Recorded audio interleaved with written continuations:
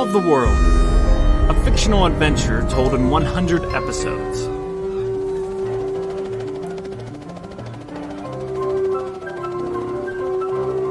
Episode 43, Center Death.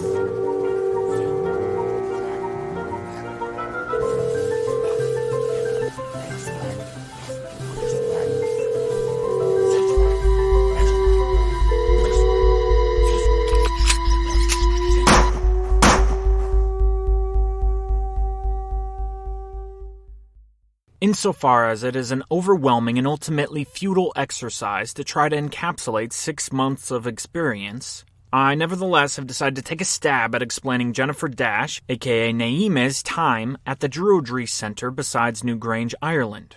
Again, I say it's an impossible task, and undoubtedly I will leave out important moments and crucial conversations. There's just no getting around it. To tell the story perfectly, to embrace Jen's time immaculately, we'd need to spend 6 months relishing in every minuscule detail. So, seeing that none of us have 6 months by which to relive Jen's life at the center, I have taken it upon myself to organize her time into little pods of experience. Heretofore, we'll refer to those pods as, quote, labs. Every second that went by in the Druidry was to be taken captive by education. Everything was meant to be observed and recorded as a merited measure of time built to bolster your understanding of your surroundings, yourself, or the game of life at large. Therefore, as I'm sure you can surmise, Naeemeh survived, endured, experienced many, many different labs. What follows is my personal assemblage of those, quote, labs, given in no particular order. Empathy Lab. What we have here is failure to communicate, Volva said to the classroom. Naeemeh sat in the back, just beside Fimithang, the closest thing she had to a friend at the center. It was better to be at the back of the room. There was a certain steam machine that wafted most strongly in the back. No one told Naeemeh this, but she figured it out on her own. The steam had some sort of drug in it, a sort of hypersensitivity. Naeemeh noticed that when she was in the classrooms with the steam, she felt a heightened sense of awareness. She felt the words the teachers taught. She didn't just hear them. The words floated out from the speaker's mouth, floated out like a balloon, and hung there in the room. So much so that by the end of the lecture, Naeemeh often felt crowded. The room was stifling with an overpopulation of floating words. The benefit to this, however, was obvious. Rather than just hearing words, Naeemeh could feel them, see them, really internalize them, and memorize them. If only real college was like this, Jen might have wanted to go. "What should I do?" Volva said in a near falsetto, wringing her hands as she played through this operatic drama. On the table beside her, in a small fence, was a toddler-aged goat. It was brown with a white spot on the top of its head. Grown-up goats are weird with their staring and their evil, demonic-looking eyes, but the babies, they were so cute. This one was no exception. Under a glass jar, besides the fenced-in goat on the table, a small wasp flew around angrily in circles. This world is full of life and death. At the center, we have learned this deep truth, a truth I'll begin to impart to you now. Since we cannot speak to the animal kingdom, we are forced to make a decision. We must be empathetic, or we must not begin to allow ourselves to feel any sort of emotion towards these creatures at all. Do you yet understand? Of course you do not. Not yet. Every choice we make, whether that's a conversation or deciding where to take our next step, it affects someone, something. Maybe that step squishes an insect's home. Maybe that conversation hurts someone's feelings. Everything hurts someone. So the deep truth is this. You have 2 options. Some at the center are pacifists, absolute empaths. They will try to not hurt anyone or anything. Volva opened the glass jar. The wasp flew ferociously up and out the window, hurting no one, being hurt by no one. Volva smiled. You won't find many like this here at the center. They're almost eternally in the sweat house or in council, apologizing and praying for forgiveness. Living the life of an empath is hard, but it is life. It is living. You feel for everyone, everything. You are in a constant state of vicarious living.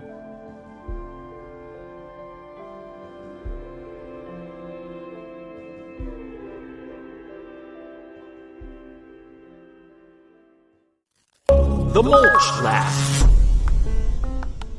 Naima worked in the mulch department a few hours a day with Lorna von Schloss, a beach bum from the sands of San Diego who, on her 18th birthday, convinced her parents to fly her and her friends out to Europe as a graduation present. Lori, the nickname she went by after receiving this 3-worded name here at the center, heard about the Druidry at one of her yoga meetings. Though something of a hippie by nature, when Lori showed up, and, just like Jen had to go through the 72-hour conditioning by the controllers, she bit down. She didn't like being told what to do, and her short life as the wealthy daughter of 2 real estate tycoons had taught her that if she dug her heels in, she could upend whatever authority she wanted. There's a good chance that Lorna von Schloss would never have ended up at the center had the controllers not shown up in the manipulative fashion that they did. The bummer was that as Naima and Lori smashed tree limbs into a wood chipper, they weren't allowed to talk to each other. The rationale for this decision, as Adela had described, was so that they could hear Mama Beck's telepathic instructions during the course of the day. Naima, for many weeks, didn't hear anything, and the hours mulching went by slowly. There's something to be said here about familiarity. Besides both being American, Lori and Naima didn't have much in common. Nevertheless, they ended up spending a bunch of time together. After work, they'd choose the same lectures to go to, eat dinner together, and generally hang out until lights out. In this way, the center played out just like any summer camp, with the campers falling into cliques and not intermingling much after the first couple days of introductory camp.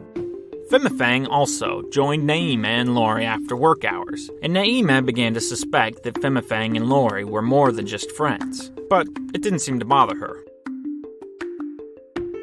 One day during work, Naima heard a voice, a deep, soothing voice in her head.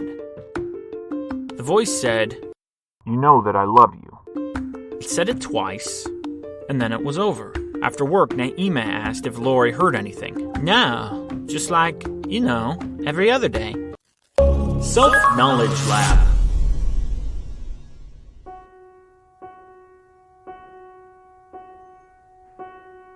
Naima sat alone in a sweat room.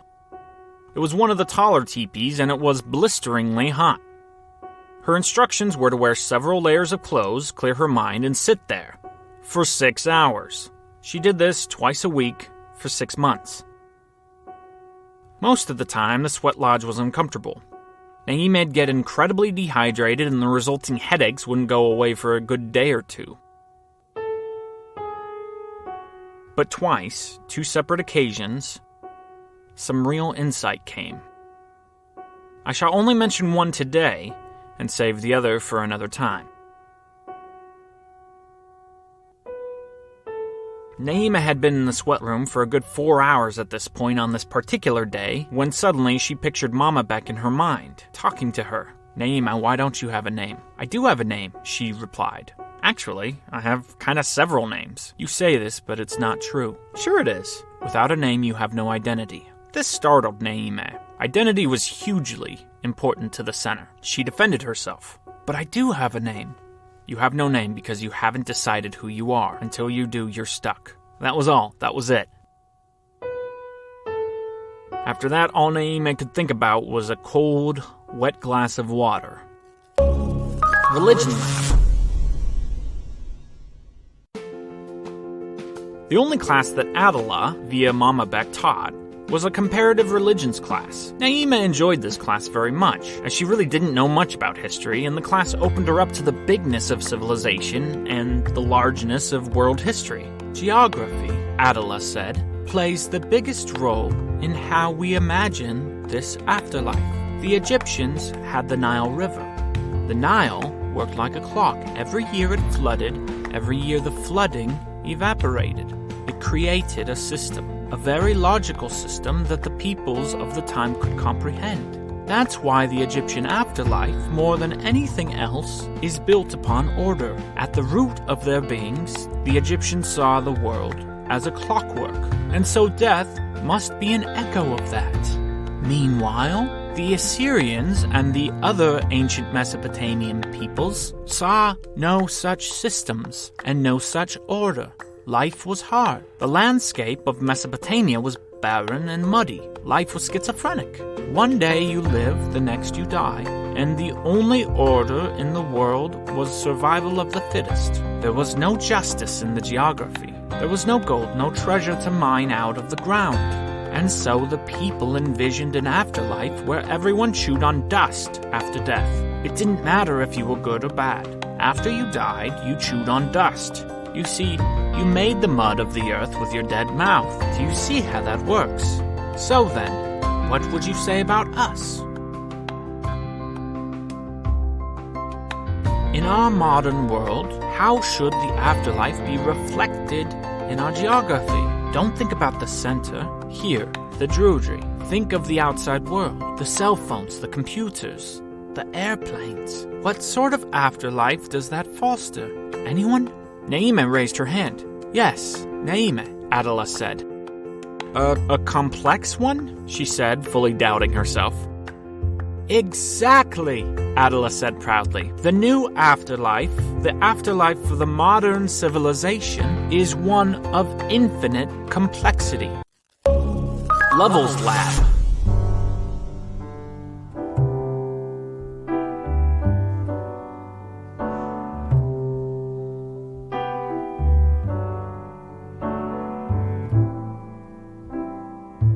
Apparently, it was Marshal Winston who had commended Naima and vouched for her to be merited as a level 2.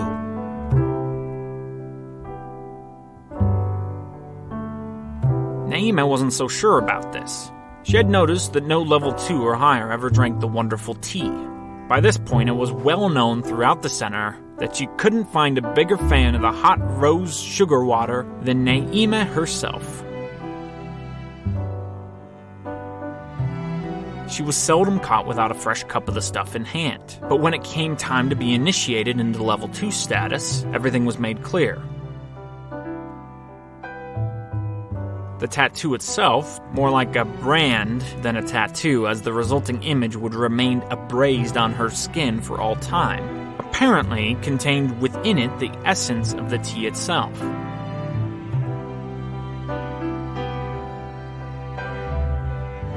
Adela informed Naima that if she ever missed the tea as a level 2, all she'd need do was to touch her tattoo, or in worst case situations, scratch it, and her withdrawals would go away.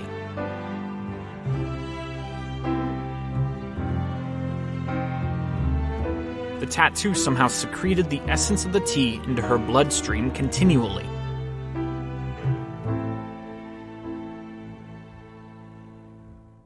Past Life Lab.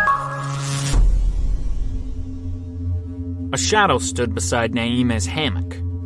She'd woken up in the middle of the night only to doubt whether or not the shadow was real. It held the outline of a boy. It was too dark to make out any features of the shadow creature. Silently, it handed a note to Naima. She took it. She heard the shadow sigh and was a little creeped out and assumed she was dreaming. Naima turned in her hammock, pocketed the note, and forced herself back to sleep. Her last thought before gliding into a visionless sleep was that she didn't care for shadows that sighed. Sighing implied emotion. She preferred her shadows to be emotionless. In the morning, Naima was surprised to find a note in her pocket. The small shadow was real. It must have been Robin, the lost boy of Liechtenstein.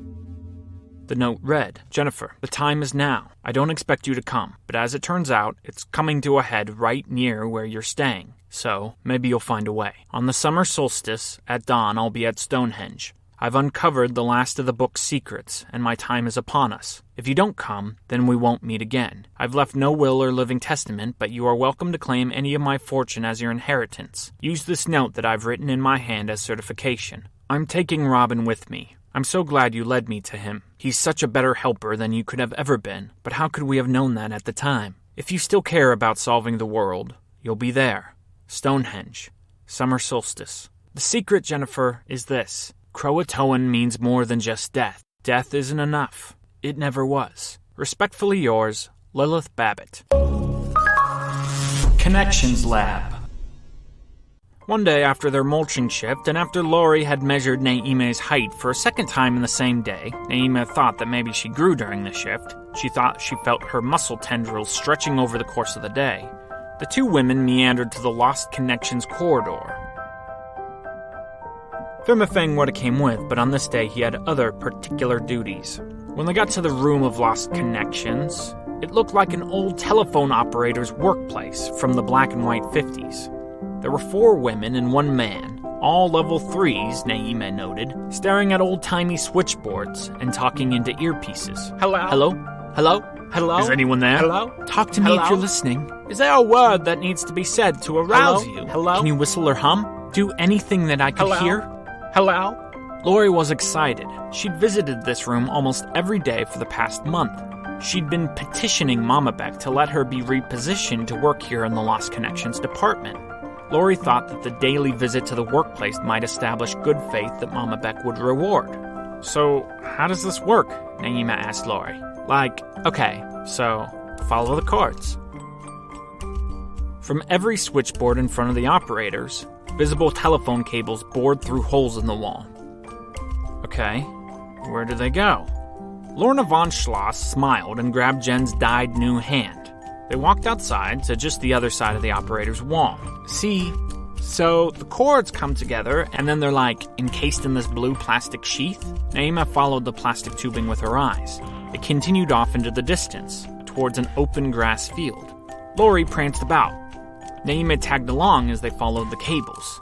Into the field, past another forested area, over a babbling brook, and finally, to a small cemetery. At the entrance of the cemetery, the blue sheath opened up and the cables were split back apart. Each cord extended out and appeared freshly buried in front of a tombstone.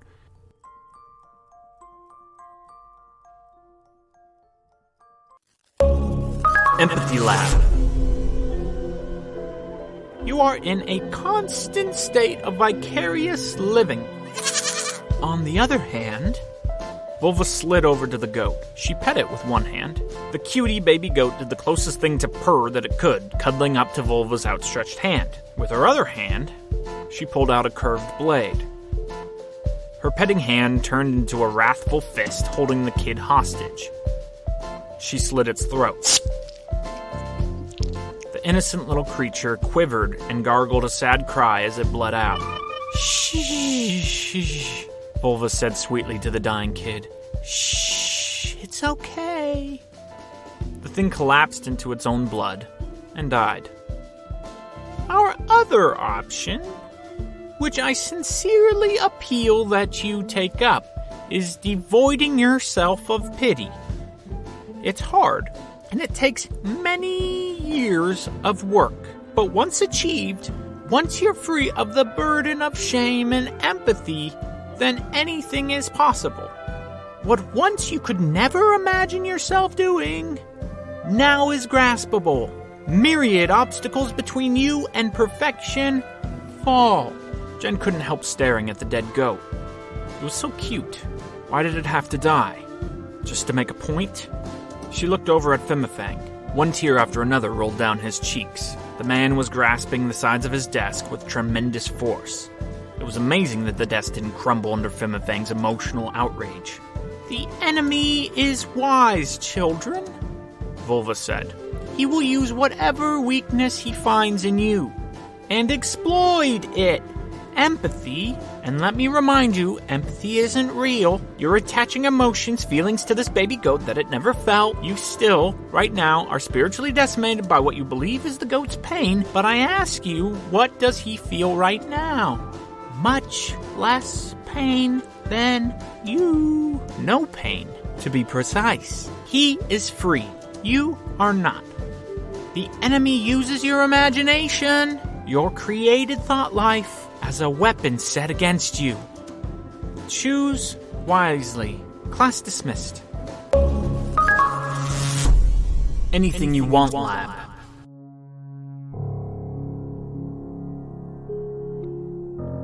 Any member of the center, level 1 or higher, was entitled to any claim they wanted to make within reason. There was a general notion that no one should lack for what they so desire at the center. Surely there were requests made that were denied by Adela and Mama Beck, but that was not the Druidry's reputation. Naime was terrified by her hand implant, specifically its Scandinavian white color. She complained about it to Adela one day, in front of Mama Beck of course, and on the very morrow the center brought a small pool of skin dye for Naime. She weighted her hand in the gooey stuff for about an hour. The result wasn't perfect. The color was now a darker hue than the rest of her arm, but it soothed Naime. It was close enough. Naime felt that she could come to terms with this hand. She felt now that she could live with this appendage.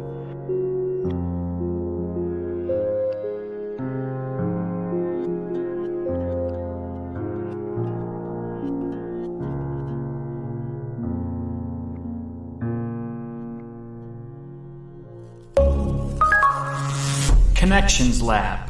Each cord extended out and appeared freshly buried in front of a tombstone. They're trying to talk to the dead? Naima said, aghast at the very words she found herself saying. Yeah, so, you get it? Not exactly. The center's looking for stuck identities. Yeah, I haven't really gotten lessons on that yet. Coolio, yeah, so, how we all have identities? Yeah, the leprechaun told me about that. Sure, great. These identities in us, we're, constantly sculpting them, and, when we die, the identities have to go somewhere. They're like prized art treasures. Adela told me, you mean Mama Beck. Oh, yeah, right. Mama Beck, by Adela, she said, okay, right. She said that identities are like relics, reflections of our life. Everyone keeps describing this to me, but it still just sounds like the idea of the soul to me. I don't really get the difference. No, okay, buried treasure? Yeah. Or Egyptians, or the guy who built the Taj Mahal? Okay. The pyramids, the Taj Mahal, they're the treasures of those people's lives. The physical treasures. They show off their wealth and stuff. Okay. Identities are like that, but for the spiritual realm. If it's just treasure, why is the center trying to talk to treasure? Okay, so when you die, your work speaks for itself. Oh. None of this made sense to Jen, and it was creepy seeing those telephone wires dig into the cemetery graves. It was creepier yet to imagine the operators actually getting a response on the other side of the line. Still, the weird mystical stuff was forgivable, and Naima didn't feel like she needed to understand it, or even really agree with it in order to suck the marrow out of life and out of the center. She could slide along without focusing on all the weird. Right? Levels Lab. She got the tattoo at a midnight ceremony. She was asked to bring her two closest friends as witnesses. Fimifang and Lori therefore came and bore witness. Marshal Winston was there too. A cloaked person penned the tattoo into the small Naima's back.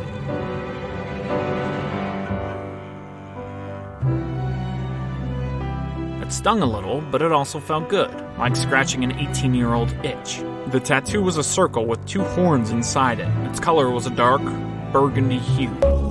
The Mulch Lab. One day during work, Naima heard a voice, a deep, soothing voice in her head. The voice said, "You know that I love you." It said it twice, and then it was over. It happened again 4 days later, only this time the message was different. It said, "You are ready. Level 3 awaits." Naima answered in her heart, "What must I do to get to level 3? It took 2 days for a response to come. When it did, the response was this. "You must survive the maze. You must survive the maze. You must survive the maze." Past Life Lab. Another night. Sometime after Naima had been silently handed the note by a sighing robin, she awoke to the sound of a bird bellowing. It wasn't a caw, like most birds echo, nor a siren song like the ones lovebirds make. It was a distinct noise coming from just outside the sleep den. Naima fumbled out of her hammock, trying her darndest not to bump into the levels of hammocks below. As always, she failed at that enterprise. Tiptoeing out, Jen was cognizant of once again how warm it was, even for the beginning of spring. She'd always thought that Ireland was cold. Her months-long stay at the center had proven otherwise, though. It did, however, rain a lot, and the barren ground was wet and muddy. But what awaited her outside swept all thoughts of weather completely out of her mind. Gimli the gull fluttered his wings in anticipation. He'd flown long and hard to find Jennifer Dash. His bird brain was overwhelmed with relief at the sight of his prize. He waddled over to her. She grabbed a letter from out of his gullet and pet him on his wet head. "Good bird," Naima said in monotone. Her heart focused on the words of her newly arrived mail. A small glimmer of hope sprung in her heart that it could be from Atticus. It'd been months now since they spoke on the phone. That magnetic girl had zapped Jen's phone, so if Atticus broke up with Betty, well, he'd have no way of communicating that to Jen, unless he somehow got in contact with Gimli. But the first words of the letter denied any hope of contact from Atticus. It read, "Report to your captain immediately. The Orion has come back together. Reports have surfaced. Immeasurable to count. The disease. The known triangle disease. The very death spell that Miles chopped off your hand to save you from. It's sweeping through the countrysides. Rumors abound that a man, the real Pish Taco, has unleashed vengeance upon the world. Jen, this is full-blown outbreak. We've squashed the island. We had it bombed long ago. But we have reason to believe that this new thing is Merkel. He's betrayed you. He's betrayed us. He's betraying the world. Help us find Merkel and stop the infection before it's too late. Call us at..." The number was written 3 times. Naima supposed it was penned 3 times to make sure Jen could read it clearly. "I'll get you further instructions once you contact us. Stop what you're doing and call now. Gadar, first mate of the Orion." Skepticism Lab. "Will Fimafeng ever return?" Naima asked Marshal Winston in the early spring. "Where do you think he is?" the resident skeptic replied. "He had told Lori and I that he felt compelled to go to the other center." "The other center?" "Yeah, you know, the one on the other side of the hole in the pit, the one on the other side of the world." "Ah, the hole through the center of the earth." "Why do you say it like that? Have you ever wondered, Naima, why there are ropes leading down into the hole?" "No. I suppose so that skeptics like you can take a deeper look down. If that were the case, they'd only need 1 rope, not 6. "I don't know then. Tell me, oh wise skeptic man, have you replaced me yet?" "That's not how you say it. I replace an older person from my life with you, and yes, I have put you in the place of an older memory." The process was simple. Jen was told that everyone from her life before the center, that memory, needed to be replaced. It needed to be replaced with a character, someone she'd met at the center. That way, whenever she thought about her past, she could be thinking about someone at the center. This was a way that center life became all-consuming. It focused in past, present, and future into one ball. So who am I? Is it okay? Am I supposed to say? You know our contract. You're allowed to speak with me in ways that aren't necessarily Mama and Fatterbeck approved. Marshal Winston was right. Every level 2 was allowed to have what the Druidry referred to as a doubt broacher. This was to be someone with whom you were allowed to speak with about all of your doubts and frustrations. The idea being that everyone needs a release valve, a place where there's freedom to vent. Adela had told Naima that they learned early on in the center's history that without a doubt broacher, the center was suspect to fall into schisms and various breakouts of gossip. The insertion of the doubt broacher, the release valve, had dramatically decreased that tension. When the prospect of finding said release valve was brought to Naima's attention, she had no doubt who she wanted as her doubt broacher. She wanted hers to be the man whose very destiny was doubt and skepticism. She chose Marshal Winston. He seemed pleased to oblige. "I put you in the place of Miles Faw," Naima said. "Ah," Marshal Winston appeared notably dejected. "What? What's that look for?" "It doesn't matter. I was hoping to fill someone else's shoes." "Who?"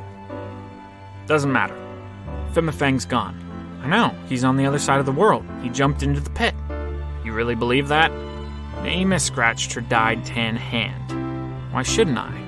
Of all the things to believe here, and there's many good things to embrace, to believe, the bottomless pit is just about the stupidest ever.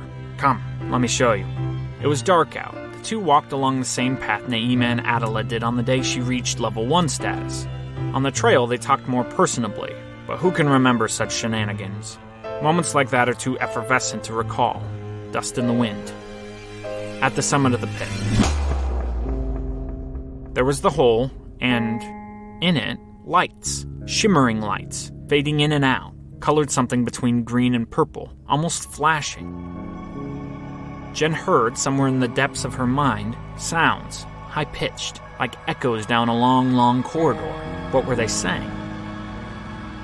Naima's body shivered as a bad bout of vertigo swept over her. She threw herself at Marshall Winston, relying on the tall, strong man's ability to hold her up from falling into the sparkling depths. What are those? Naima asked, astonished. Will-o'-the-wisps. Why are they there? They seduce people to fall in. Why? It's just a pit, Naima. It has a bottom. So, Fimifang, he dropped down, he's dead. Why? Why do they lie? To extract the worthy from the unworthy. That's horrible. Why? It's wrong, that's wrong. You can't do that. Do me a favor, touch your tattoo. Naima followed the instructions. As she did, as she felt the grooves of the symbol at the small of her back, a peace subsumed her.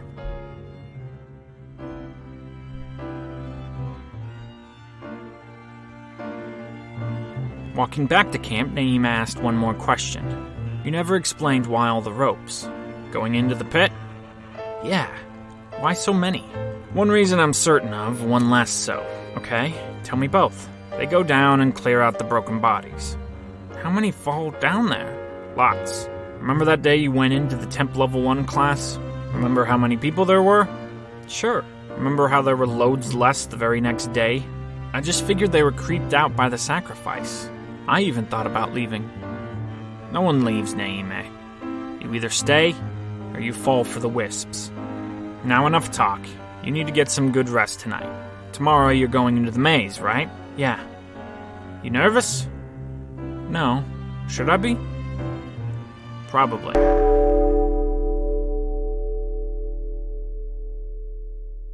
Solve the World is produced by me, Dante Stack. Appropriate attribution for all the music and sound effects can be found on our website show notes page at dantestack.com. Jennifer Dash is set to survive the maze, whose victors get to taste the prize of level 3. But before we get there, we need to take a trip away from Jennifer, aka Naima. Next time, on Solve the World, we return to America. The game pieces are in motion now, and we need to keep track of the plays. Come, stay, survive, solve the world.